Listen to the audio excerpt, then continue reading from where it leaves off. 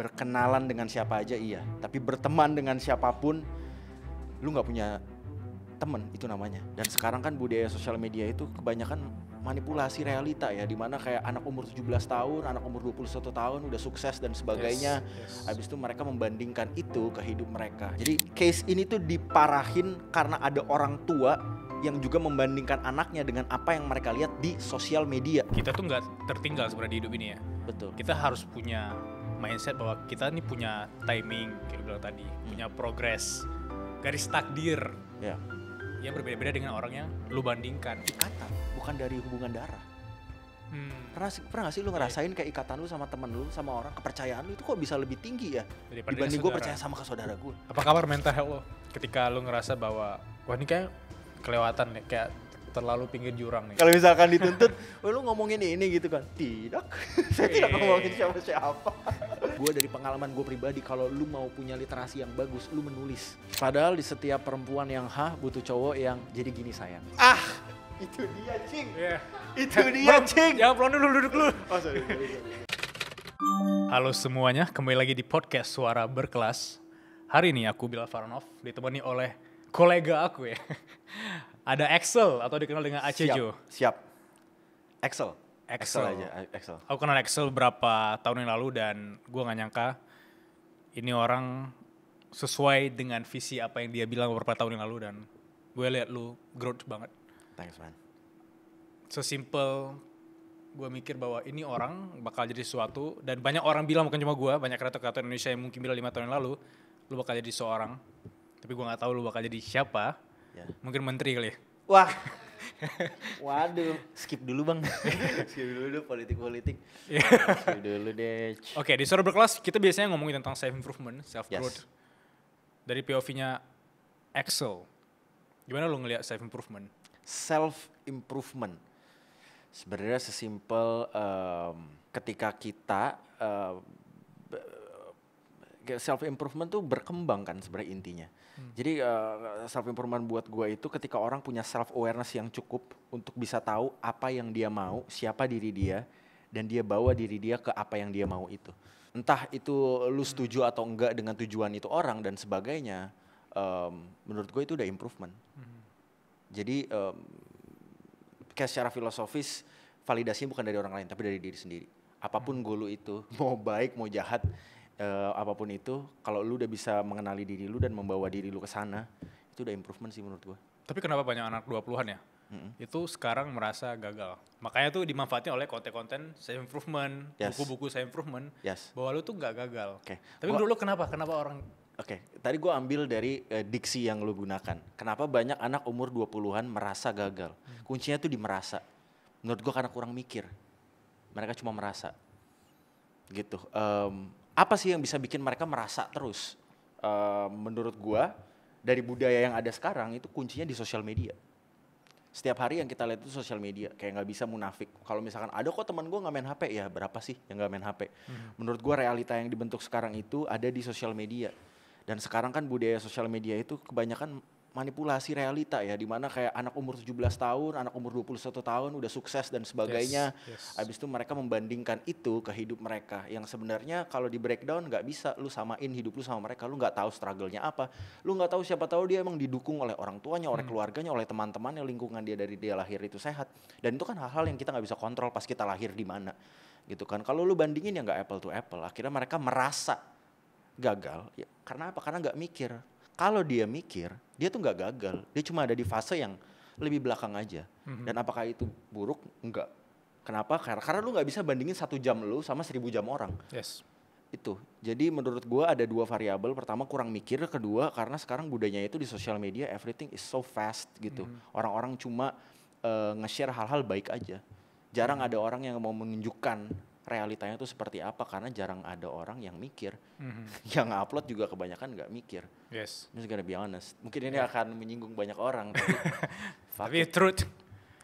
Itu sih menurut gue kenapa orang-orang merasa dirinya belum cukup ya. Karena 2 hal itu yang akhirnya membuat mereka tuh ngerasa umur 20 kok gue masih belum ada apa-apa, umur 23 belum ada apa-apa. Mereka jadi nggak menghargai prosesnya. Budaya instan sebenarnya. gitu. Dan budaya instan terjadi karena kebanyakan orang nggak mikir. Yes. Tapi gue mau nambahin sih, yang menambah parah case ini kan dari individu ke sosial media gitu kan, karena individunya nggak mikir, terus dia terdoktrin dari hal yang dia lakukan, yang dia lihat setiap harinya, itu kan menimbulkan sebuah attitude, mereka pengen segalanya itu serba instan dan membanding-bandingkan diri mereka dan sebagainya.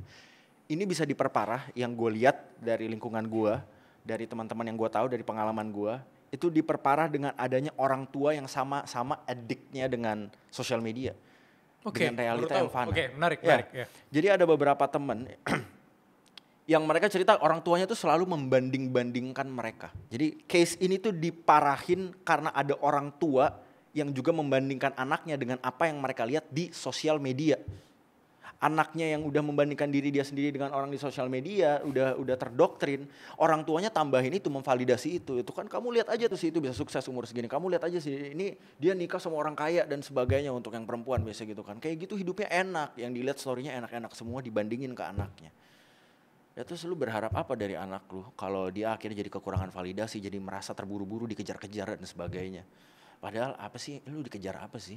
Kenapa harus sukses muda tuh, kenapa? Kenapa lu umur 17 tahun harus udah settle, umur 20 harus udah settle, kenapa? Siapa yang bikin peraturan itu? Nggak ada. Realitanya kebanyakan orang sukses umur 30-an. Gitu, dan kalau nggak sukses pun nggak apa-apa, karena value itu nggak dinilai dari uang doang. Yes. Nggak dinilai dari uang. Lu mau ngomongin siapa? Van Gogh. Van Gogh karyanya diapresiasi di umur 30. Gitu. Tapi kenapa sih di sosial media yang di highlight anak umur 17, umur 20 yang sukses itu keren? Karena kalau sukses di umur 30 itu mainstream. Udah realita gitu, jadi nggak seksi, nggak masuk algoritma. Makanya apa? Itulah yang menurut gue akhirnya menjadi sebuah budaya di mana kayak gue harus sukses umur 20. Kenapa? Karena kekurangan validasi. Yes. Satu, kekurangan validasi. Kedua, kedoktrin hal-hal yang lu lihat setiap hari. Jadi lu jauh dari realita yang sebenarnya. Gitu. Gue ngelihat sih sesimpel kita harus punya mindset bahwa kita tuh nggak tertinggal sebenarnya di hidup ini ya. Betul. Kita harus punya mindset bahwa kita ini punya timing, kayak lu bilang tadi, punya progress, garis takdir. Ya. Yang berbeda-beda dengan orang yang lu bandingkan. Betul, betul, gue setuju banget. Justru kayak sekarang gini deh, lu menggebu-gebu, bagus sebenarnya. Ada trigger untuk lu bisa produktif mungkin ya. Yes. Ada trigger untuk lu bisa lebih mikirin masa depan lu. Lebih punya goal, jadi lu jadi terdorong untuk berambisi. Itu bagus, betul. Tapi kita lihat dulu nih, kita breakdown lagi. Apakah output dari lu membandingkan diri lu ini lebih banyak bikin lu stres, yang akhirnya membuat lu memilih pilihan-pilihan hidup ini yang gak dari pikiran yang jernih? Atau ini emang positif semua hasilnya? Karena kebanyakan yang gue lihat, mereka tuh yang ngebanding-bandingin diri mereka, yang merasa dikejar-kejar dan sebagainya, itu kayak jalan di tempat. Baru kerja dikit udah ngerasa kok nggak ada hasilnya, kok nggak ada hasilnya, ganti lagi, kok nggak ada hasilnya, ganti lagi pekerjaannya, kayak ini lebih cepat ini deh, sampai akhirnya judol lah, akhirnya yes. Pinjaman orang, pinjol, habis itu akhirnya lu jadi nggak ada arah tujuannya jadi nggak jelas, gitu, jadi nggak jernih pikirannya. Jadi ya menurut gue lebih baik pelan-pelan itu, pasti aja udah nggak ada yang ngejar-ngejar lu tuh cuma dikejar-kejar sama keserakahan lu akan validasi. Yes. Lu dikejar-kejar sama kebutuhan lu yang membutuhkan validasi gitu. Tapi itu relate sama anak 20-an, mungkin gue juga pernah di fase kayak ingin disukai sama orang gitu. Ya. Ingin dianggap berhasil, ingin dianggap sukses sama teman-teman sebaya lebih tepatnya. Ya. Tapi gue ngerasa bahwa gue juga pengen punya value. Yes. Tapi belum tentu lu punya value, belum tentu lu punya uang kan. Ya. Dan itu tadi gue ke-trigger karena lu sebutin value versus money. Ya. Gue kurang paham value versus money. Dari POV lu bisa jelasin gak? Oke. Jadi kalau gue pernah bahas ini di podcastnya si Coach Anes juga. Gue bilang gini, kalau kalian perhatiin filsuf-filsuf lama, value itu berbeda-beda buat tiap filsuf. Ada Immanuel Kant itu value-nya di moral, ada Aristoteles dalam kebaikan, kebajikan. Habis itu ada Nietzsche dalam authenticity, itu keunikan, originalitas gitulah. Yang artinya tiap filsuf ini punya value-nya masing-masing. Dan kenapa sekarang lu ngikutin value diri lu itu sesuai kata influencer di sosial media? Siapa kayak, itu? Waduh, ada banyak dong. Kayak kebanyakan yang gue lihat tuh konten yang suka lihat lewat di algoritma gue, value itu disamakan dengan uang, kekayaan, kesuksesan. Karena apa ya? Kapitalisme dan sebagainya, budaya, industri dan sebagainya. Padahal enggak, value itu harusnya datang dari diri sendiri. Sesimpel itu. Menurut lo value apa? Menurut gue value itu ketika gue nanti punya keluarga yang bahagia, gue bisa sehat, keluarga gue makan cukup, bisa traveling. Butuh uang nggak butuh, tapi value gue bukan di uang. Gitu. Karena kalau value lu di uang, ya lu akan terus-terus mencari uang dan menyampingkan yang lain. Ya kan? Jadi value-nya ini di mana? Value gue di ketenangan batin bersama orang-orang yang gue sayangi.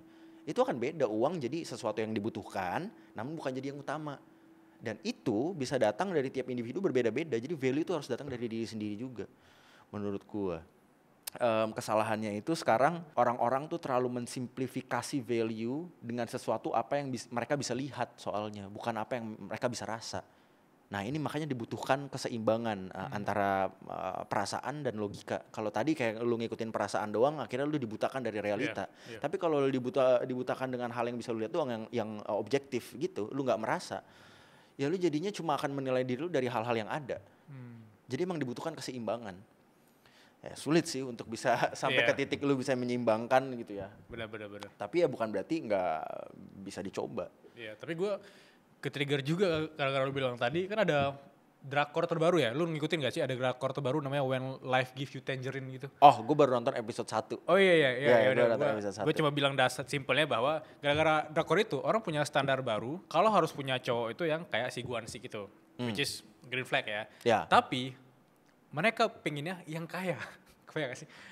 Lu pengen dapat cowok yang kayak bagus banget dari sisi waktu, care, segala macam, terbaik lah dari sisi gimana nge-treat pasangan. Tapi lu juga pengen dia kaya, which is kenyataannya sih dia nggak kaya. Dan gue sering ketemu paman gue, teman-teman gue yang lainnya yang kayak gini kasusnya. Tapi mereka nggak ada uang. Orang mengejar kesempurnaan. Itu menurut lo gimana lu tanggapin?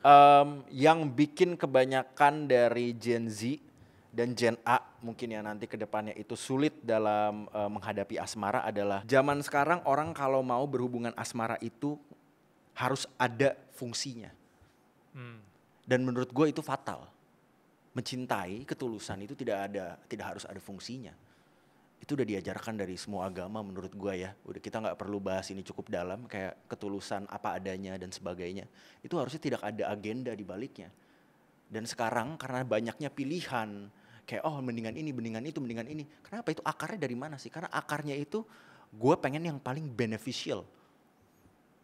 Ya itu yang akhirnya membuat hubungan asmara tuh makin langka, yang sehat di generasi gue atau mungkin di milenial gue nggak tahu gitu ya. Tapi kalau yang gue perhatiin dari gue dan teman-teman gue, dari orang-orang yang gue kenal, kenapa sih kalau nyari pacar tuh nyari pasangan harus ada yang kayak ya harus begini, harus begitu. Kenapa nggak kalau lu cinta sama dia, cinta aja. Simple kok. Jadinya kan apapun yang terjadi, ya gue cinta sama dia, gue perjuangin aja. Justru kayak sebuah narasi di pikiran kita, sebuah budaya di mana ini harus beneficial, yang sebenarnya juga terjadi karena banyaknya orang-orang yang punya kecacatan berpikir tentang hubungan, ketulusan cinta gitu, karena luka mereka dia keluar-keluarin di internet gitu ya. Semua cowok sama, semua cewek sama aja cowok cewek juga. Yang toksik bukan cewek doang, tapi cowok juga ada yang toksik juga gitu, yang kayak menyamaratakan aja gitu. Akhirnya orang memvalidasi gue, iya juga ya, bener. Kenapa orang bisa begitu sih? Karena mereka malas mikir. Malas mikir. Karena mendengarkan sesuatu yang memvalidasi perasaan itu lebih mudah. Gitu. Untuk melihat realita itu butuh effort sebenarnya. Dan orang malas effort. Ngapain kalau ini gue ngedengerin kayak gini ngerasa enak, buat apa gue mikir lama-lama, kebanyakan teori lu.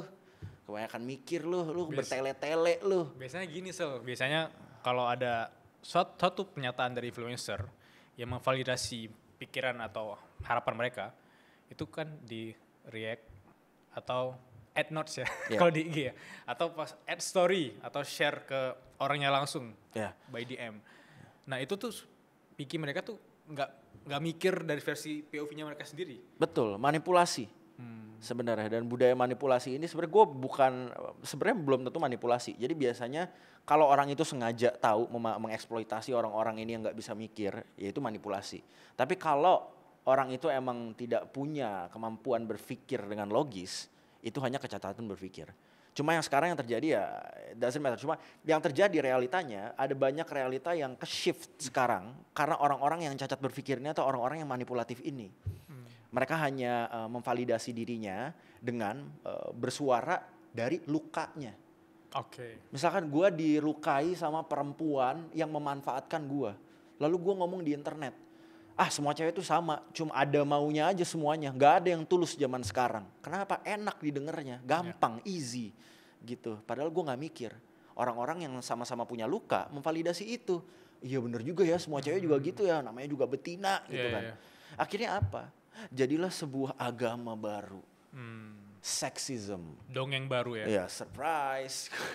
Kebencian, women hating atau man hating berlaku juga pada perempuan yang kayak punya luka, ada orang yang memanfaatkan dia yang akhirnya jadi sebuah narasi mokondo. Terus orang-orang lainnya juga kayak perempuan-perempuan lainnya ngerasa, iya ya cowok tuh kalau nggak punya apa-apa tuh kayak pasti manfaatin kita. Ya kagak begitu, harus di breakdown, dipikir dulu baik-baik. Sebenarnya kenapa sih dia begitu dan sebagainya. Kalau emang dia mau kondo, oke dia mau kondo. Tapi juga harus bisa introspeksi, kenapa lu bisa end up sama orang seperti itu. Kenapa dari awal lu gak ngelihat kalau orang itu sedang memanfaatkan lu. Itu kan butuh berpikir secara objektif. Tapi mendengarkan perasaan itu lebih mudah. Akhirnya jadilah itu. I wanna quote ada filsuf yang nge-quote. Yes. Kayak begini, filsuf ini ngomong, kebohongan yang diulang-ulang berkali-kali itu akan menciptakan agama yang baru. Itu I heard it from a filsuf. Yang gue artikan secara filosofis, ketika kebohongan itu dilakukan secara berulang-ulang, itu mampu memanipulasi realita. Gitu. Kalau udah banyak orang yang mempercayai sebuah kebohongan nih, itu akan jadi realita, jadi sesuatu yang nyata. Gitu, padahal it's a lie. Kenapa? Karena ya 1-2 orang tidak berpikir berkumpul, jadilah sebuah standar yang enggak mikir. Setuju banget. Jadinya mereka juga menjauhi tuh budaya-budaya berpikir. Karena apa? Ada ketakutan, asumsi gue, ada ketakutan orang-orang yang malas mikir ini untuk menerima kalau selama ini yang dia percayai itu salah. Kebohongan yang terus diulang-ulang lama-lama bisa jadi suatu kepercayaan yang baru. Makanya banyak yang ngikutin Walid tuh. Walid? Iya, Walid nih. Ya maksud gue, konteks ajaran sesat aja tuh banyak banget ya. Itu kan satu aksi yang dimana orang itu males mikir. Dia melihat lingkungannya semua menuju ke satu arah, kenapa dia harus berlawanan arah gitu ya. Betul. Ya sangat disayangkan aja. Maksudnya apakah semua kreator-kreator atau orang-orang yang kerjaannya tuh upload konten itu harus selalu mikir? Ya sebenarnya gak bisa begitu juga gitu. Karena ada kalau dalam komedi kan emang kebanyakan gak realistis dan sebagainya. Kalau emang dia pengen cuma entertaining juga ya gak apa-apa gitu. Tapi masalahnya sekarang itu adalah hal-hal yang kita gak bisa kontrol nih. Apa yang kita lihat di sosial media. Yang bisa kita kontrol kan diri kita. Dan gunanya otak itu untuk mikir guys. Udah tahu belum? Jadi kalau misalkan kalian lihat sesuatu, jangan ditelan mentah-mentah. Bisa aja itu buah beracun. Pikir dulu, cari tahu dulu kebenarannya. Supaya kalian tidak hidup dalam realita yang fana, yang diciptakan oleh perasaan kalian sendiri. Gitu. Hal-hal kayak gitu nggak bisa disalahin ke kreatornya doang. Ke orang-orang yang menciptakan kontennya doang. Sebenarnya nggak bisa. Gitu. Itu sama aja lu nyari pembenaran. Ya salah dia lah. Enggak. Lu juga punya salahnya, 2 kesalahan bisa berjalan secara bersamaan, gitu loh. Kenapa lu nggak mikir? Ngomongin konten deh, gue menarik nih ya. Tapi kenapa ya konten lu tuh sarkas semua rata-rata ya? Maksudnya gini loh, mungkin gue nggak seberani lu untuk speak up banyak hal yang mungkin gue ngerasa ini bertentangan karena bisa aja ini membuang energi gue. Tapi lu kayak gue nggak bisa, gue harus speak up. Kenapa lu harus memilih jalur sarkas dan jalur speak up itu? Hidup cuma sekali, men. Lu mau bungkam suara lu sampai kapan? Kayak does it matter if someone agrees or not? Enggak juga, men. Kayak kalau lu lihat nih planet bumi itu satu planet dari ratusan jutaan, miliaran planet lainnya. Kalau misalkan gue hidup cuma sekali, beropini aja gue nggak bisa, menyuarakan isi pikiran gue nggak bisa, sedih dong. Jadi mendingan gue keluarin aja, udah hidup mah dinamis gitu loh, kayak berwarna jadinya. Buat apa? Pikiran yang tidak lu keluarkan hanya imajinasi gitu. Kenapa? Kenapa nggak dikeluarkan saja? Siapa tahu bisa menjadi sebuah diskusi. Siapa tahu ya kalau ada orang nggak setuju juga nggak apa-apa. Kenapa kita harus buat semua orang setuju sama kita? Iya. Itu gue kemarin bikin meme kok banyak backlash. Oh ternyata tidak bisa diterima di dalam masyarakat ya. Oh iya, gue notice tuh. Minta maaf. Gue notice pas lu baru upload. Betul. Tapi pas lu pasang story, lu bikin kayak klarifikasi, gue balik ke profile lu gue liat wah udah hilang nih. Iya hilang. Ya itu dinamis hidup tuh. Nggak perlu takut. Maksud gue. Di mana titik lu merasa bahwa yaudah gue arsipin deh. Pertama gue nggak sadar kalau itu sesuatu yang menyinggung secara ya. etis gitu, secara moral. Lama-lama ya gue diskusi sama teman-teman gue di breakdown ya. Akhirnya gue mulai sadar dari oh shit, ternyata gue salah nih kayaknya. Walaupun intensi kita bikin itu. Betul, untuk gue sih mengolok-olok pelaku gitu ya. Tapi nggak semua orang kan bisa menerima itu. Jadi ya nggak apa-apa. Gue memilih damai aja sih sebenarnya, dan gue juga ngerasa itu salah sih. Karena ya semakin gede power lu, tanggung jawabnya semakin gede pak. Nah sekarang kita ngomongin sarkasme itu ya. Jadi ini yang gue inget ya. Kenapa gue bikin konten sarkasme? Karena I quote this from Nietzsche. Kayak Nietzsche tuh pernah bilang tragedi itu kebanyakan membantu orang-orang untuk mengingat jati dirinya. Karena setiap orang punya tragedi. Dan kebanyakan orang itu lebih belajar dari tragedi daripada lu diomongin dengan baik-baik menurut gua ya. Jadi sarkasme itu sebuah bentuk karya yang bisa mematik tragedi dalam dirinya. Gitu ibaratnya nih kayak gini deh, ada palu kecil gitu dalam masyarakat, bukan buat ngetok kepala mereka, tapi ngetok akal sehatnya yang tidur. Nah, itu analogi paling bener lah maksud gua. Itu jadi menurut gua satir tuh sweet spot untuk lu bisa mengingatkan orang akan sesuatu. Karena itu nggak terlalu soft yang akhirnya cuma lewat doang basi. Gitu. Tapi itu bisa nge-trigger mereka at the same time. Apalagi kalau dikemas dengan tawa. Jadi dapat rich gitu. Ibaratnya kalau buah nih nutrisinya tuh kaya gitu. Ada perasaan tragedi yang dirasakan, ada rasa tawa yang dirasakan, ada rasa growth, ambisi dan sebagainya itu ada. Karena nggak semua orang juga bisa konsumsi konten politik atau isu sosial dari versi raw-nya atau versi beratnya itu loh. Ya. Tapi dengan lo kemas, orang malah nonton sampai akhir. Apalagi pas fase-fase kelas rakyat politik itu menurut gue tuh kayak gue konsumsi dari ketawa-ketawanya.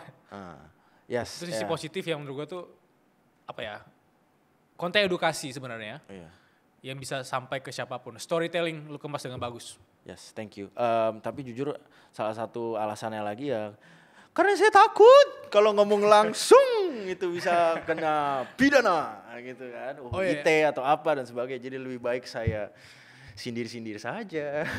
Kalau misalkan dituntut, lu ngomongin ini gitu kan? Tidak, saya tidak ngomongin siapa-siapa. Anda kok merasa gitu aja, main aman. Jadi ada dua alasan, kayak main aman, tapi at the same time gue memberikan buah yang kaya nutrisi gitu.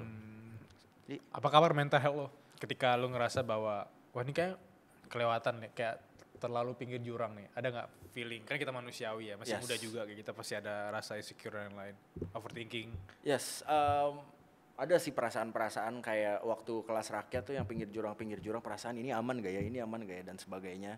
Tapi kalau secara objektif tidak menyinggung siapa-siapa, namun bisa dirasakan pesannya, itu udah cukup kalau buat gue. Jadi secara objektif gak bisa ditentang gitu, gak bisa dicela lah sama orang. Dan satu fase lagi itu pas kemarin kan tuh naiknya cepet banget tuh. Gara-gara selain donatur dilarang ngatur. Nggak tahu siapa. Ya, gue juga nggak tahu siapa. Tapi ada momen itu naik pesat banget. And ada momen gue overwhelmed dengan banyaknya pujian. Bukan celaan ada juga gitu kan. Parah sih, lu naik follower dalam seminggu waktu. Tuh 160.000 kalau nggak salah. Seminggu 160.000. Iya. Kalau teman-teman mau belajar caranya naik followers, gak ada, itu drama anjir, itu drama, gak ada itu, jangan pakai cara itu. Itu gue nggak expect bakal sepesat dan sebanyak itu feedbacknya ya.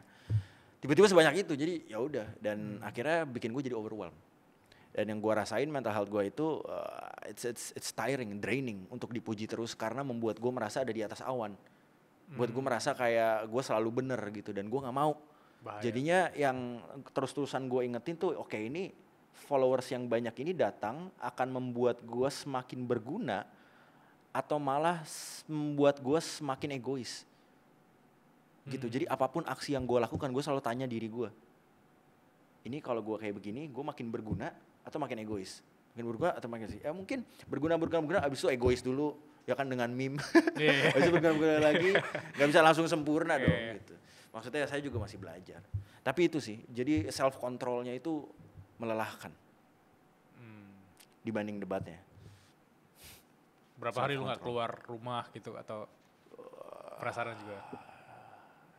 Kebaca ya gak keluar rumah. Gue mau masang POV kalau gue jadi Axel mungkin gue kayak ngerasa 3 minggu misalnya 3 minggu kayak males banget deh keluar rumah gitu. Betul. Karena gue introvert 78%. Tapi bukan karena konteksnya introvert, tapi karena momen itu kah 3 minggu? Jadi makin komplit tuh introvert ketemu lagi fase-fase itu. Interaksi sama orang online juga itu draining buat gue. Jadi kayak hal-hal kayak begitu kan itu kan kayak input gitu, energi masuk gitu kan, insight masuk otak dan sebagainya, itu capek. Jadinya gue pengen di rumah, and ya 3 minggu akhirnya gue baru keluar. Ada nggak di jalan kayak gitu? Ada gue lagi lagi beliin baju buat teman gue, teman gue lagi beli baju, terus gue nungguin dia ganti gitu ya. Tiba-tiba orang keluar dari changing room. Bang, lu yang debat itu kan bang? Lu bisa ganti baju dulu nggak? Oh iya, dia belum pakai baju ya? Kenapa? Belum pakai baju ya? Enggak, udah pakai baju tapi kayak lagi kayak, lu yang ini, bang. Iya, gue bilang kayak gitu. Terus dia kayak, wah, udah kayak gitu-gitu aja. Tapi ya udahlah. Gimana sih cara lu dealing dengan keviralan, ketenaran, spotlight? Karena ini jadi pelajaran ke teman-teman yang mungkin dia nggak tahu bakal ada momen dia viral, baik itu positif atau negatif. Tapi itu menurut gue ada fase, kita ngerasa tuh ujian. Ada plus minusnya kalau buat gue. Tapi gue yakin spotlight ini buat tiap orang beda-beda gitu kan. Kebetulan gue kan street learner gitu ya, jalan sendiri, kayak benar-benar langsung ke jalanannya gitu terjun. Jadi mungkin ada kayak secara PR gue harus belajar sendiri dan sebagainya. Value-value apa sih di internet ini yang nggak boleh gue sentuh dan sebagainya. Jadinya self control yang tinggi itu dibutuhkan kalau lu punya spotlight buat gue. Kayak kadang gue ngerasa gue pengen upload ini nih, tapi udah nggak bisa. Gue pengen upload ini, jadi buat gue tuh spotlight malah memenjarakan gue sebenarnya. Oke, gue paham itu. Yes, this amount of exposure yang cukup banyak dalam waktu yang sangat singkat membuat gue merasa gue di penjara. Kayak gue nggak bisa jadi diri gue. Tapi if that's what it takes untuk gue bisa achieve beberapa goal gue, ya udahlah. Namanya laki-laki kan, sometimes we have to do the things that we don't wanna do. Untuk tanggung jawab kita, untuk goals kita. Apa contohnya yang dimana lu dulu sering bikin itu, tiba-tiba lu sekarang karena di fase ini lu kayak gue nggak bikin ini lagi deh. Dark jokes gue nggak bisa, gue suka banget dark jokes sebenarnya. Cuma ya sekarang udah nggak bisa karena kalau gue upload, near empati, waduh, kayak bisa itu. Jadi gue harus lebih memahami juga kalau misalkan Indonesia ini budayanya nggak semuanya sama, orang-orang tuh nggak semuanya sama. Jadi harus lebih bertanggung jawab. Iya, gitu. Setiap orang punya luka atau trauma yang masing-masing. Apalagi mungkin pas momen kemarin ya lo harus asipin itu konten ya. Jadi betul. Kayak udahlah gue udah malas kayak gini-ginian gitu. Gue jadinya nganggap itu sebagai tanggung jawab aja sih. Tanggung jawab. Ibarat kalau lu kerja nih, tanggung jawab gue ada banyak ya lakuin aja. Simple. Sometimes kita ngantor juga nggak semua hal pengen kita lakuin kan, tapi itu tanggung jawab kita, profesi kita, jadi ya dilakuin aja. Kalau gue nganggapnya seperti itu. Tapi semua ide-ide atau proses kreatif itu masih dikerjain sendiri sekarang? Masih sendiri sih. Kedepannya kayaknya nggak sendiri deh. Ini yang gue suka dari Axel. Dan itu konsisten banget lu.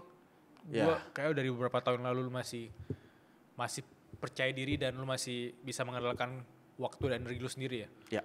Kasih tips dong, gue penasaran kayak gue sendiri aja kadang ngerasa capek banget ya gitu ya. Iya betul, sendiri tuh emang capek banget tapi sebenarnya nggak positif amat sih alasannya, karena perfeksionis aja biasa orang-orang kayak kita. Ya, jadi ngerasa kayak kayaknya nih orang nggak cocok deh sama cara pikir gue, ini kayaknya ntar packagingnya nggak cocok deh, sebenarnya ribet dikit aja. Iya. Sebenarnya gara-gara itu bro, sebenarnya kalau kita hire orang dan sebagainya juga akan tetap membantu. Biasa yang mempersulit itu untuk gue punya tim itu karena ekspektasi gue yang ini gue pengen standarnya segini. Tapi berapa banyak orang yang bisa paham dan sejalan gitu. Soalnya kan ini industri seni.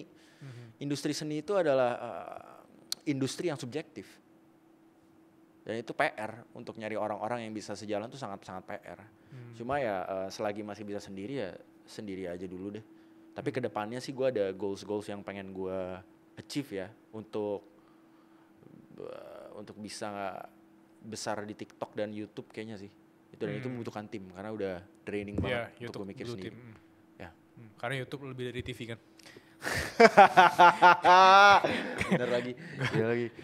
Itu terbukti kan? Enggak, sekarang udah bukan YouTube lebih dari TV, tapi YouTube adalah TV ya. Oh gitu ya? Iyalah, apa bedanya? Isinya artis-artis TV, program-program TV semua isinya. Dulu kan YouTube broadcast yourself, sekarang apa? Program TV sekarang, YouTube program TV. Itu harus tagline-nya tuh. Nggak ada bedanya. Oh iya, baru sadar gue ya. YouTube program TV ya. So, ya. Ini mungkin memantik, karena tadi kita ngelewatin fase kita obrolin itu ya. Jadi banyak kreator sekarang yang, ya kita sebut influencer lah ya. Tapi memanipulasi cara pikir audiensnya, justru menurut gue tuh banyak yang ke arah negatif. Konteksnya demi kepentingan pribadi atau demi kepentingan brand. Menurut lo, apa yang harus kita lakukan dari POV kita yang konsumsi untuk menghadapi kreator-kreator atau influencer yang sebenarnya itu bisa bikin kita ngedrain atau bikin cara pandang kita itu kayak, ya elah kok makin hancur ya mindset gue selama ini gitu. Jujur kayak kalau lu mau ngomongin, ini pendapat pribadi ya, ngomongin arus-arus manipulasi atau arus-arus kecacatan berpikir yang digaungkan terus akhirnya membuat standar yang gak jelas gitu ya. Itu sesuatu yang gak bisa kita hindarin. Kayak itu udah konsekuensi industri kita sekarang, sosial media. Industri kreatif itu udah apalagi sosial media udah di tangan kita setiap hari. Itu sesuatu yang nggak bisa kita kontrol. Yang bisa kita kontrol itu akal kita sendiri. Jadi kayak lu mau berapa kali gue ngedebatin orang kayak ini tuh salah nggak akan habis. Dan itu bukan hak gue juga untuk kayak begitu. Kayak itu ya hak gue juga sih. Tapi kayak mau sampai kapan nggak akan selesai. Itu tidak menyelesaikan masalah dari akarnya. Kalau mau menyelesaikan masalah dari akarnya ya kita sama-sama ngingetin satu sama lain untuk menggunakan akal saat kita konsumsi konten. Gitu, jangan sampai kita cuma konsumsi. Lu kebanyakan makan akhirnya apa? Lu gendut jadinya. Lu jadi gak sehat, kenyangan. Gitu sama konten juga lu banyak konsumsi. Brand rot ya. Error. Kenapa? Karena nggak tahu itu nutrisinya baik apa enggak yang masuk. Gitu kan. Jadi dengan adanya akal ya pilah-pilah. Karena gue di sosial media juga aktif. Tentu kreator kita pasti aktif. Tapi aktif itu berbeda dengan reaktif. Gimana tuh? Nih, lu main sosial media lebih baik aktif daripada reaktif dan kebanyakan orang masih reaktif. Aktif itu adalah ketika lu ambil baiknya aja. Dan ketika kita ngelihat begitu banyaknya konten di depan layar, untuk bisa ambil baiknya aja kan butuh berpikir. Gak bisa lu kayak, oh baiknya ini. Oh baik itu assumption jatuhnya. Yang mikir benar-benar tuh kayak, oke ini maksudnya apa sih? Emang iya ya? Emang ada yang kayak gini? Emang studinya kayak gitu? Itu. Gitu. Jadi menurut gue sosial media itu gak akan bisa kita hindari, akan ada banyak false narrative, akan ada banyak hal-hal yang bodoh gitu ya. Yang bisa kita lakukan adalah kita kontrol diri kita kontrol otak kita, apa yang akan masuk dan enggak. Yaitu dengan lebih mikir, lebih kritis. Screen time lu sehari? Social media time lu sehari? Oh, kayaknya gede banget sih. Coba ya kita cek ya. Iya, penasaran lo. Average screen aktif 13 jam. Per hari. Oke. Wow. 13 jam per hari. Wow. Itu ngapain aja? Riset. Ya, kayak gue harus keep update terus apa yang terjadi, berita. Menebak kesana tadi. Ya berita, habis itu gue update lagi naik apa, meme lagi naik apa dan sebagainya. Itu sih. Ya, it's part of my job. Ya. Yeah. Fuck, tapi 13 jam itu kayaknya harus gue kurangin sih. Lu baru sadar kan? Fuck no. Makanya gue nanya berapa jam. Tapi gue cuma nebak-nebak nih 10 jam nih. Karena konten yang kita lakuin itu pasti berbeda. Konten gue itu kan tidak terlalu versi update-nya. Ya. Kalau lu kan bakal terus update nih gue lihat. Makanya gue penasaran per hari itu berapa jam. Ya. 13 jam. Ya. Di bagaimana yang ingin lo kurangi misalnya? Mungkin saat riset itu pasti ada banyak momen-momen gue procrastinating, akhirnya jadi kayak malah nyari-nyari meme untuk ketawa-ketawa doang. Mungkin bagian itunya sih. Jadi lebih quality-nya bukan quantity-nya gitu. Mungkin dalam 13 jam kalau kualitinya bagus semua juga, I think it will be a very productive day buat gue. Kalau misalkan mau dikurangin, ya sebenarnya 10 jam, 8 jam juga udah cukup sih. Atau 4 jam juga kalau produktif kayaknya cukup dah. Iya. Kayak nggak mesti 13 jam. Iya. Ya mungkin itu yang akan gue perbaikin sih. Mungkin ini pertanyaan dadakan ya yang bisa gue tanyain ke teman-teman speakers. The worst advice yang pernah lu dengar, advice terburuk yang pernah Axel dengar. Dua advice terburuk menurut gue adalah yang pertama, berteman dengan siapa aja. Enggak, berkenalan dengan siapa aja iya. Tapi berteman dengan siapapun, lu gak punya temen, itu namanya. Kayak lu berteman sama semua orang, no, you have no quality, it's only quantity. Gitu, lu gak, berapa banyak muka yang harus lu taruh untuk lu bisa connect sama semua orang yang lu tahu. That's, no. Kayak menurut gue berteman dengan siapapun itu salah karena teman itu punya pengaruh besar dalam kemana arah hidup kalian akan berjalan. Kebanyakan yang gue lihat teman-teman gue itu nggak bisa ninggalin circle-nya karena nggak enak. Padahal dia punya potensi banyak. Padahal circle-nya itu crab mentality yang kayak naik dikit, nggak bisa lah lu, nggak bisa tarik lagi, nggak bisa. Ya, gue pernah lihat konten ini bagus banget. Jadi ada anak disuruh berdiri nih di atas kursi, habis itu ditarik sama bapaknya ke bawah. Oke, habis itu dia naik lagi, coba sekarang tarik bapaknya ke atas. Nggak bisa lah, dia kan berdiri di atas ini nih, terus dia narik, nggak bisa gitu. Iya, filosofinya itu narik orang ke atas itu lebih susah dibanding narik orang ke bawah. Gitu. Ini kenapa menurut gue berteman dengan siapapun itu kalau itu mudah disalahartikan gitu. Kayak lu, no, you have to choose your friends. Lu harus pilih teman perang lu siapa. Gitu, lu hidup cuma sekali, masa lu mau di situ-situ aja karena teman? Apakah pada akhirnya dia peduli gitu dengan lu? Enggak juga. Semua orang tuh fokus sama hidupnya masing-masing pasti. Yeah, jadi choose your friends wisely. Berkenalan boleh sama siapapun. Lu nggak mesti rude, lu nggak mesti cut off orang, enggak. Gue nggak bilang lu harus cut off orang-orang terdekat lu, enggak juga. Tapi jangan berteman dengan siapapun. Pilih teman-teman lu. Itu satu. Yang kedua, advice terburuk itu blood is thicker than water. Karena setahu gue, quote aslinya itu bukan blood is thicker than water. The blood of the covenant is thicker than water of the womb. Setahu gue, darah perjanjian itu lebih kental daripada air ketuban ibu. Artinya apa? Ikatan itu dibangun dari ikatan, bukan dari hubungan darah. Pernah gak sih lu ngerasain kayak ikatan lu sama temen lu, sama orang, kepercayaan lu itu kok bisa lebih tinggi ya dibanding gue percaya sama ke saudara gue. Ya karena pada akhirnya kita semua hanya manusia random dan keluarga itu hanya manusia random yang kebetulan ini lu lahir sama mereka. Get it. Gitu. Karena ada beberapa kasus orang tuh jadi gak berkembang karena di drag down sama keluarganya sendiri. Dan mereka terjebak, gue harus nolongin, tapi kan dia keluarga gue. Iya betul, tapi menolong keluarga itu bukan cuma bukan cuma vertikal di mana lu kayak ya udah nih gue tolongin pakai duit, nggak gitu juga. Lu menolong diri lu sendiri juga bisa menolong keluarga lu nantinya. Ya gue suka tuh. Gitu kan. Dan itu kalau misalkan menolong diri lu sendiri dengan menjauh dari dia sementara, lalu lu benahi diri lu, benahi circle lu dan sebagainya, benahi karir lu, abis itu lu balik lagi ke dia kan bisa. Iya. Gitu, nggak mesti maksa. Iya. Gitu, dan itu banyak dieksploitasi tuh dalam keluarga. Oh lu nggak bantuin keluarga lu, kok lu pelit sih sama keluarga lu dan sebagainya. Nggak bisa gitu. Lu tau gak sih the greatest enemy itu kadang orang-orang terdekat. Iya benar. Lebih sering itu orang yang bisa ngelukain kita tuh biasa orang paling terdekat, bukan musuh. Benar. Jarang sih ada kasus musuh melukai kita. Biasanya jadi musuh juga karena dulunya dekat. Yes. Itu, so be careful menurut gue. Bukan berarti semua keluarga itu nggak bisa lu percaya, enggak. Tapi be careful gitu, karena menurut gue kasih itu tidak melihat hubungan darah. Kasih ya kasih. Ketika lu memiliki kasih, ikatan kasih yang kuat sama orang lain, sama teman lu, sama pacar lu dan sebagainya, itu nyata. Itu bukan berarti kayak kalau misalkan ada orang tidak mengasihi lu, tapi dia keluarga lu jadi buta gitu. Sama realitanya kalau ini orang tuh sebenarnya putting you down terus-terusan. Iya. Gue tadi ingat satu konten yang dimana lu pernah lihat gak sih konten yang isinya kayak hooknya itu lu rela mati untuk keluarga lu, tapi lu rela gak sih kayak improve yourself, olahraga, harus baca buku, intinya menurut gua, lu harus improve demi keluarga lu. Betul, look, lu rela mati gak sih buat keluarga lu?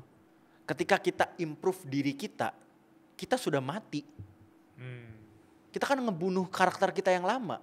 Itu part of sacrifice. Wow. Jangan diartikan kayak lu jadi buta nih, yang penting gue sudah mengorbankan diri gue, nyawa gue gitu. Bukan tentang nyawa menurut gue, tapi tentang lu improve. Menurut gue itu poinnya. Lu kalau mau misalkan berkorban, tapi kalau dalam kasusnya lu lagi ditodong pistol begitu, ya itu udah beda. Itu tentang moral.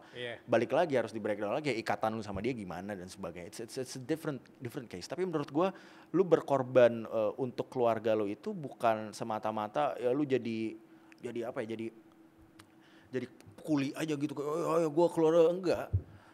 Bukan itu doang, kayak lu naikin value lu belajar dan sebagainya, itu kan lu sudah membunuh karakter lu yang lama untuk jadi lebih baik terus-terusan. Bagus banget, let me record this. Lu rela mati untuk keluarga lu. Konteksnya yaitu, lu siap gak membunuh karakter terburuk lu yang selama ini lu bawa kemana-mana gitu. Let's say berat badan lu yang membebani lu gitu ya. Let's say mindset lu selama ini yang terlalu kolot, yang bikin lu gak mau berkembang. Rela gak lu bunuh itu? Demi versi lu terbaik dan kebaikan keluarga lu, itu bagus banget sih. Gue suka tuh bagian tadi. Baru kepikiran tadi lagi. Nah ini nih, lo harus tahu ya teman-teman yang nonton di sini, tim kita juga. Waktu kita lari beberapa tahun lalu di GBK, ini gue nggak briefing apa-apa, gue tanya sesuatu, terus dia keluar dari kepalanya sendiri random. Dan yang random itu gue tulis di buku kedua gue, Generasi Ekspektasi. Terus gue tanya lagi ke dia, Sel, lu ingat gak waktu itu lu pernah bilang ini tentang teori ini, teori random dia lupa. Tapi dia udah masuk buku. Udah jadi buku dan semua orang udah record, udah posting di story, Excel gitu. By Excel dan dia lupa. Gue gak kebayang kalau kita ketemu Immanuel Kant di jalan, Immanuel Kant lu pernah record ini gak? Udah di record ribuan tahun ke depan terus dia bilang, emang gue ngomong gitu dulu ya? Anjing, itu juga. Iya. It happens sometimes. Gue gak tahu guys. Tapi kalau setuju ya bagus. Cuma kalau nggak setuju juga nggak apa-apa. Pertanyaan pertama dari Natasha_23. Halo Kak, aku penasaran gimana caranya Kak Axel itu bisa berpikir kritis dan jelas. Apakah kebanyakan baca buku atau nonton konten-konten di YouTube? Natasha_23. Kalau menurut lu gua jelas. Jauh perjalanan Muna untuk bisa berpikir jelas. Gue gak ngerasa gue jelas masalahnya. Tapi gini, kalau misalkan pertanyaan berarti basically gimana caranya berpikir kritis aja kan sebenarnya kan. It's a general question. Dari pengalaman gue pribadi, kritis itu bukan karakter bawaan. Kritis itu adalah disiplin menurut gue. Sama seperti lu disiplin menyimpan uang lu setiap bulannya, sama seperti disiplin lu setiap pagi bangun lu beresin itu kasur lu. Disiplinnya kayak gimana sih kalau orang kritis? Menurut gue, pertanyakan segala hal. Apapun yang kalian lihat, kalian dengar, kalian masuk ke otak kalian, itu kalian pertanyakan. Bener gak sih ini? Kenapa begitu? Kenapa gitu? Start dari satu kata aja itu, kenapa? Misalkan kayak lagi belajar tentang penjajahan zaman Belanda di Indonesia. Kenapa ya Belanda menjajah kita? Kenapa ya kok rakyat kita nggak ada duitnya gitu, kayak diperbudak? Padahal jangan deh terlalu politik. Padahal Belanda ngasih duit. Ya itu kan dimulai dari situ. Kenapa ya? Kenapa begitu? Kenapa begitu? Dan itu dibiasakan. Setiap kali ngobrol sama orang, kenapa ya dia begitu? Kenapa ya dia punya prinsip seperti itu? Gitu. Dan coba jawab, atau tanya ke orangnya langsung, kenapa menurut lu seperti itu, kenapa, dari satu pertanyaan itu aja, ntar akarnya itu jadi banyak banget informasi yang kalau kita ngomong-ngomong doang nih, nyeping doang, ternyata itu punya banyak nutrisinya loh, kalau misalkan kita gali. Nah itu, dan itu harus dijadikan habit, karena kadang kita ngobrol cuma kayak ya survei saja gitu kan, ringan, karena kita malas mikir.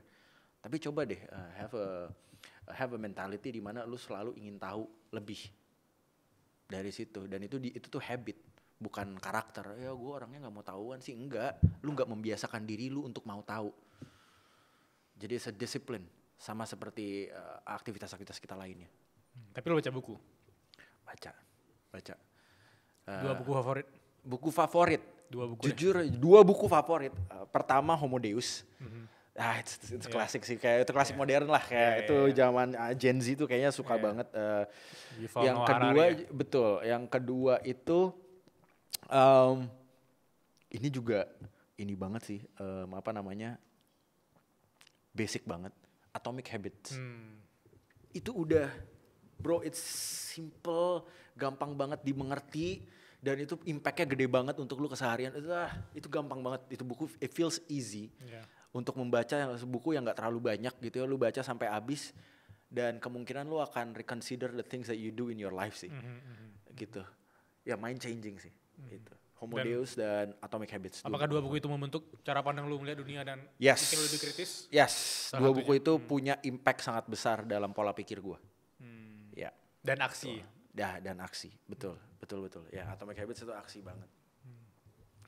Kita mau ke pertanyaan kedua atau lu ngerasa ada yang ingin lu sampaikan lagi? Tadi pertanyaannya kritis dan jelas. Kalau misalkan itu tadi kritis. Kalau misalkan lu mau jelas, ngomongnya jelas dan sebagainya, itu juga harus diasah. Sama seperti segala hard skill. Kan PR sebenarnya. Atau writing skill. Kebanyakan konten gua, mungkin belum ada yang tahu, penonton-penonton yang baru itu, gue tulis dulu apa yang mau gue omongin. Dan nulis itu bukan cuma sekedar kayak, ya ini intinya ini pointer, enggak. Gue tulis secara detail poinnya apa yang mau gue omongin. Gitu, dan itu untuk mengasah apa? Ketika kita menulis, ya, kebanyakan orang mikir kalau lu mau literasinya bagus, itu baca buku. Mau literasinya bagus, itu sering-sering dengerin podcast atau apa gitu. Enggak, menurut gue. Menurut gue dari pengalaman gue pribadi, kalau lu mau punya literasi yang bagus, lu menulis. Kenapa? Karena itu paket lengkap. Lu berpikir, lu berimajinasi, lu taruh tuh tulisan lu, oke? Ini skill menulis nih, jadinya tak. Abis itu tulisan lu baca lagi, membaca, kok maksudnya jadi begini ya? Lu repair, lu revisi gitu kan? Lu tulis lagi dan sebagainya, nulis lagi, mikir, nulis, baca, literasi. Jadi menulis, makanya paling mudah itu ya, gue mau nulis apa bang? Gue bukan konten kreator, jurnal. Apa yang lu rasain, ya kan? Jurnal itu banyak banget yang bisa didapetin hard skill dari cuma ngejurnal doang. Kritis itu juga bisa dari jurnal. Ketika kita merasakan sesuatu, kok gue hari ini happy banget ya? Kenapa saya happy hari ini? Apa yang terjadi? Breakdown satu-satu. Kenapa saat ini terjadi gue happy? Kenapa itu bisa membuat gue happy? Apakah karena dulu gue kurang validasi? Apakah karena ini adalah hal-hal yang gue ingini dari hati? Dan sebagainya. Itu kan dari pikiran ke tulisan, lu baca lagi. Dan itu terulang-ulang terus. Dan ada satu sifat yang terasa juga, kritis. Bukan sifat, kayak ada satu aktivitas yang terasa juga, ada satu skill yang terasa juga, yaitu lu berpikir kritis juga di situ, mempertanyakan segala hal. Kalau kata Jordan B. Peterson, dia bilang kalau lu suka membaca, lu bisa menulis, lu bisa ngomong, dan lu bisa berpikir kritis, itu senjata yang lu bawa kemanapun lu bisa jadi orang yang bermanfaat katanya. Ya. Betul, karena ini balik lagi kita ngomongin value ya. Kalau value lu di uang, ketika uang gak ada, lu gak punya value. Sesimpel itu men. Kayak ini kalau kalian mau taruh value kalian di uang ya, ini pikirin baik-baik. Kalau uang gak ada, value kalian jadi gak ada. Value yang terbesar menurut gue itu harus dalam diri. Value terbesar itu diri kalian. Jadi ketika tidak ada hal-hal eksternal, kalian tetap berharga. Gitu menurut gue. Makanya kan banyak kayak filsuf-filsuf ya orang miskin. Iya. Filsuf, nabi dan yang lain itu emang mereka memutuskan jalan hidup untuk tidak bergantung pada uang tadi. Daripada tapi ya nggak harus begitu juga, kalau sekarang kan eranya udah. Ya tapi kalau sekarang mah itu kan insecurity-nya pria yang di uang. So gimana? Ya, balik lagi gini. Kalau dari gua, apakah nggak boleh kalau value gua di uang? Ya kalau misalkan itu menjadikan diri lu sebagai pribadi yang utuh dan itu adalah jati diri lu, nggak salah juga. Tapi gue cuma mengingatkan jangan sampai kalau materi ini tidak ada lu jadi nggak ada isinya. Karena kebanyakan orang yang punya materi, orang yang sukses secara materi itu karena ada isinya. Tapi nggak bisa dipungkirin juga banyak orang yang sukses karena nggak ada isinya juga ada. Turunan dan sebagainya itu ada. Atau hoki, luck, itu ada. Nah itu you have to figure it out yourself. Diri lu ini siapa sih? Gitu. Keren banget sih. Tepuk tangan teman-teman. Ya di rumah yang tepuk tangan nih. Oke, mau ditambahin man? Yes. Ini pertanyaan kayak menurut kamu banyak aja nih. Kayak tadi ngomongin value. Gimana Ini Ini pertanyaan dari tim, bagi teman-teman gue yang dengar, pertanyaan dari tim gue, Tasya. Gimana cara kita cari value? Gimana cara kita cari value kita? Gue mengutip dari bukunya Kania Cita, kalau lu tahu, sama Abigail Limuria, props to them, nama bukunya itu Makanya Mikir. Untuk kita bisa menemukan jati diri kita, di situ tertulis kita harus breakdown. Contohnya temannya Abigail di buku itu, tulis dia nggak tahu apa yang dia mau dalam hidup ini. Akhirnya apa? Setiap bulan dia mencoba aktivitas yang baru, dia breakdown. Bulan ini, bulan ini. Dari 12 aktivitas setiap bulan yang dia ganti-ganti itu, akhirnya kan akan ketemu gitu loh. Kalau misalkan tahun ini nggak ketemu, ya tahun depan akan tetap juga. Tapi kan kita untuk nge-breakdown, kita mau mencoba apapun itu butuh logika kan. Ya kan, jadi emang harus di-breakdown. Untuk kita bisa mencari value kita, itu harus ada keseimbangan antara perasaan dan logika pada akhirnya. Karena perasaan bisa membutakan kita dari realita gitu. Ada banyak orang yang ngerasa kok ini passion gue. Ngerasa doang. Secara objektif you don't really like it. Atau lu secara objektif juga gak berkembang dengan melakukan itu. Makanya harus di breakdown. Lu harus breakdown aktivitas apa yang bisa mengasah lu, dan lu breakdown lagi nih perasaan-perasaan di diri lu ketika melakukan aktivitas itu. Apa yang lu rasakan? I feel joy, I feel fulfilled, dan sebagainya. Dan itu harus membutuhkan logika. Harus membutuhkan pikiran yang tajam untuk akhirnya lu bisa decide this is what I wanna do in life. Gitu. Kebanyakan orang tidak menemukan jati dirinya itu karena tenggelam dalam ilusi perasaan mereka sendiri. Nah, untuk menemukan jati diri kita itu harus seimbang dua-duanya. Kayak di awal kita quote tadi, merasa ya. Iya, merasa. Itu perasaan itu bisa berbahaya banget kalau nggak di-manage. Sekarang yang paling ekstrim ya, kalau misalkan school shooting di Amerika. I'm really sorry I have to talk about this. Itu kan basically orang-orang, anak-anak yang dibutakan oleh perasaan ya, perasaan dengki, perasaan vengeance, balas dendam, marah dan sebagainya. Itu ngikutin perasaan jadi kayak gitu. Bahaya, bro. Makanya kalau tidak diseimbangkan dengan logika tuh perasaan dan kebanyakan perang dunia juga kayaknya diawali dengan perasaan-perasaan yang tersinggung. Ini kebetulan ada pembahasannya. Iya, ini pertanyaan simple loh, dia tanya cuma gimana cara kritis lu? Ya kayak mungkin bisa koreksi gue ya kalau gue salah, tapi ya that's how dangerous feelings is. Tapi logika pun bisa bermasalah ketika terlalu ekstrim. Gitu, gue tidak mendiskreditkan perasaan. Logika itu penting, tapi perasaan juga penting. Yang lebih penting itu seimbang.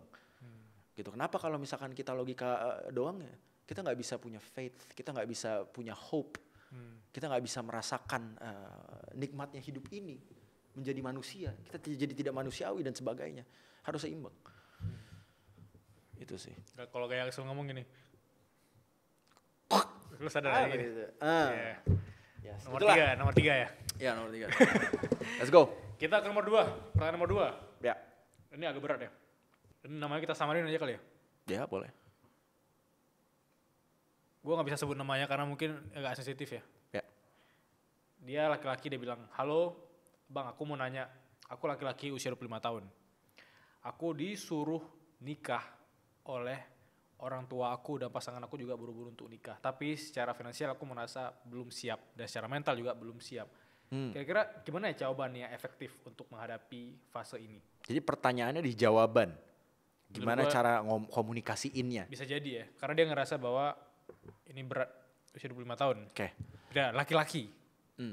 Kalau menurut gue ini benar-benar subjektif. Karena kebanyakan orang bisa berkomunikasi tapi tidak bisa berkomunikasi dengan sehat. Itu dua hal yang berbeda. Oke, you're good at communicating, tapi apakah komunikasi lu sehat?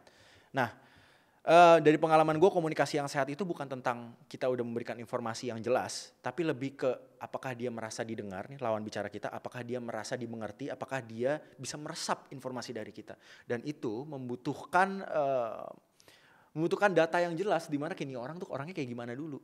Jadi you have to understand bagaimana orang tua lu berpikir menurut gue. Bagaimana orang tua lu bisa mereceive message. Bagaimana orang tua lu bisa merasa didengar. Dan lu pakai cara dia. Contohnya mungkin ada beberapa orang yang orang tua yang karena kerjaannya nih jenderal misalkan, atau karena kerjaannya nih dia di kantor. Setiap hari ngeliatinnya tuh slides aja gitu. Dan mungkin cara komunikasi yang sehat dengan orang-orang seperti itu, walaupun dia orang tua kita kasih slides. Ini loh Pak, kenapa aku belum bisa nikah? Pertama dari segi finansial, kesiapan mental, dari segi ini. Mungkin dia akan lebih mengerti. Nah, tapi absurd banget kalau misalkan pakai PPT. Itu kayak Yasir ya? Iya, kalau PPT ya. betul, absurd banget kalau pakai PPT ya. Percayalah sama gue, hidup itu nggak sehitam putih itu. Ya kalau emang that's what it takes to create a healthy communication, ya do it. Whatever it takes, karena tiap manusia tuh beda-beda. Jadi ya pertama stepnya mungkin lu understand dulu bagaimana cara komunikasi yang sehat untuk orang tua lu. Bagaimana cara dia receive message, bagaimana cara dia merasa didengar. Itu lu cari tahu, abis itu lu eksekusi sesuai dengan cara komunikasi orang tua. Udah, dan outputnya apapun itu, lu harus pahami it's beyond your control. Tapi yang bisa lu kontrol itu diri lu. Kalau misalkan outputnya dia tetap pengen lu cepet-cepet nikah, dan lu gak mau, ya maybe you have to go extreme way. Mungkin ya saat itu baru akhirnya lu harus ekstrim untuk kayak enggak. Kayak you have to, emang ini adalah fight yang harus lu lawan, dan lu harus terima, hidup itu emang keras. Dan itu adalah tantangan-tantangan aja, it's just part of the process sampai akhirnya lu nikah nanti. Sesuai dengan keinginan lu. Balik lagi, hidup ini tentang diri kita, bukan untuk orang lain. Pesan yang keren dari orang yang 3 kali menikah. Gak gitu ya. Belum menikah. Gak, cara lu ngomong tuh kayak ada 3 kali nikah loh. Ada 3 Iya, kali naklukin mertua loh. Katanya sih kalau waktu itu gue baca komen, mana ada cewek yang mau sama orang kayak gini, kebanyakan teori. Gitu ya. Iya. Kebanyakan teori ya. Padahal di setiap perempuan yang butuh cowok yang jadi gini sayang. Itu dia cing. Iya. Itu dia cing. Jangan pulang dulu, duduk dulu. Oh sorry. Iya benar juga ya. Itu di klip cuma segitu doang, singkat jadi tuh. Jadi. Bener-bener sadar lagi. Betul. Jadi gini sayang. Itu dia jadi gini. Betul, as simple as that. Pertanyaan terakhir. Hampir aja. Ini kayak dari follower lu deh. Ya. Namanya Rizky Mahendra. Halo Bakso. Aku mau nanya. Apakah laki-laki itu dinilai dari sisi providernya doang? Oke. Rizky. Tergantung prinsip kalian masing-masing. Tidak ada jawaban yang mutlak untuk lu berasmara tuh value-nya di mana. Jadi tergantung lu dan pasangan lu. Karena pada akhirnya it's a mutual decisions. Kalau misalkan lu cinta sama seseorang yang dia menganggap providing itu adalah value yang harus dipertahankan sebagai laki-laki. Dan sebagai orang yang cinta sama dia, ya lu perjuangkan itu. Gitu. Tapi kalau misalkan ini terpisah dari asmara gitu, apakah gue menilai diri gue dari sisi providing? Enggak. Kalau ini udah tentang individu, enggak. Tentang hidup lu sendiri, ya enggak. You can choose value lu tuh apa. Tapi kalau dalam asmara, ya ada yang namanya negosiasi. Dan itu harus. Makanya cari pasangan itu dinilai dari pasangan yang terbaik dari pengalaman gue ya. Itu kita cari skill negosiasinya. Kasih contoh dong. Contoh misalkan, gue mau laki-laki tuh yang bisa ngajarin gue 1-2 banyak hal dalam dunia ini. Gue juga mau laki-laki yang berotot dan sebagainya.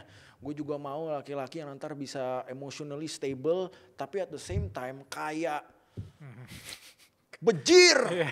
Gitu kan. Lu spek nabi. Iya makanya. Betul. Lu berdoa, tolong masukkan saya ke dunia Disney dan nikahkan saya dengan pangerannya gitu.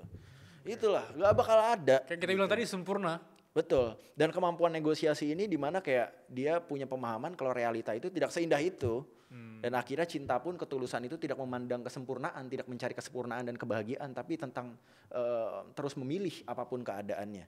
Dan itu kan membutuhkan skill negosiasi, kayak negosiasi dengan dirinya sendiri, kayak oh ya nggak bisa begitu sih, kayak realita nggak seperti itu. Terus negosiasi dengan pasangannya, ya aku akan provide buat kamu, aku akan lindungi kamu, kayak ini rumah buat kamu dan sebagainya, tapi tolong jagalah keharmonisan di rumah kita ya, gitu. I need you to be more emotionally secure buat aku, misalkan lakinya ngomong gitu. Dan harus, oke deh, gue bebenah diri, bagaimana gue bisa menjaga keharmonisan untuk keluarga gue. Skill negosiasi itu penting. Yang tadinya kayak gue mau party, gitu kan. Terus karena kalau lu cinta ya lu negosiasi dong. Kayak ya deh gue kurangin. Bukan karena gue dikekang, tapi karena dengan gue mendengarkan pasangan gue, entah itu ceweknya atau cowoknya, itu gue menghargai prinsipnya. Dan itu membutuhkan skill negosiasi. Gitu. Jadi balik lagi ke pertanyaannya, udah kejauhan. Apakah dari sisi providernya, lu bicarain sama pasangan lu. Gitu. Kalau misalkan pasangan lu value itu, ya lu harus berkompromi. Cari titik tengahnya. Gitu. Tapi kalau misalkan dari kehidupan lu pribadi, lu single dan sebagainya, itu harus datang dari lu, bukan dari orang lain. Kalau misalkan menurut lu nggak perlu providing, tapi gue bisa serve secara emosional, gue bisa support di rumah dan sebagainya. Ada banyak laki-laki yang mau jadi bapak rumah tangga gitu dan sebagainya. Karena kan perempuan sekarang value juga udah meningkat gitu. Mereka juga udah bisa kerja sendiri dan sebagainya. Kan yang penting balance, adil, bukan setara tapi adil. Ya, jadi balik lagi, spektrumnya terlalu luas untuk di set standar tuh harus kayak gimana. Harus negosiasi sama orang yang lu cintai. Kalau buat gue pribadi, tapi ya gue sebagai laki-laki masih cukup tradisional, gue harus bisa provide karena gue dididiknya seperti itu dan gue tidak masalah sih mau cewek itu kaya atau miskin, gue nggak peduli, gue I will provide gitu. Paling dari gue yang minta yang tadi emotional stability dan sebagainya. Lo nggak bisa jadi gimana ya, beban ke diri sendiri juga kalau misalnya gini, misalnya spek wanita idaman lo itu kayak yang bandara di Jakarta Timur kan. Iya. Tapi lu sendiri belum mampu nge-provide diri lu sendiri, itu kan jadi bahaya juga, kayak jadi bumerang juga. Betul. Pada akhirnya hubungan itu terlalu kompleks untuk kita ngelihat secara hitam putih. Ada kok perempuan-perempuan di luar sana yang bisa menerima laki-laki apa adanya. Ada juga laki-laki yang bisa menerima perempuan ada apa adanya. Ada juga yang mau ada apanya. Jadi kayak ini terlalu nggak bisa kita sama ratain kayak gue masih belum bisa provide diri gue, jadi gue nggak layak untuk dicintai. Enggak. Ada kok orang di luar sana yang bisa mencintai lo apa adanya tuh ada. Ya journey-nya tapi susah. Kan cinta itu sesuatu yang bahkan kayak sampai sekarang tuh kayaknya orang juga masih banyak yang nggak ngerti isi cinta itu apa. Saking besarnya, saking powerfulnya cinta itu. Jadi journey-nya kemungkinan besar akan sulit untuk mendapatkan cinta yang sejati. Itu udah kenyataan yang harus lu terima. Lu dilukain, lu dihianatin dan sebagainya, itu kenyataan yang harus lu terima. Dari awal kita ngomongin self improvement, kita ngomongin politik, sarkas, sampai sekarang cinta-cintaan. Tapi 1 jam lebih waktu yang menurut gue itu salah satu podcast terpanjang di Suara Berkelas. Karena terlalu daging nih orang. Daging. Kita bakal jumpa lagi di pertemuan berikutnya. Sehat terus. Gue mau lihat lu makin level up. Tapi gue gak mau lihat lu di penjara. Canda. Sampai jumpa, terima kasih teman-teman. Sampai jumpa guys.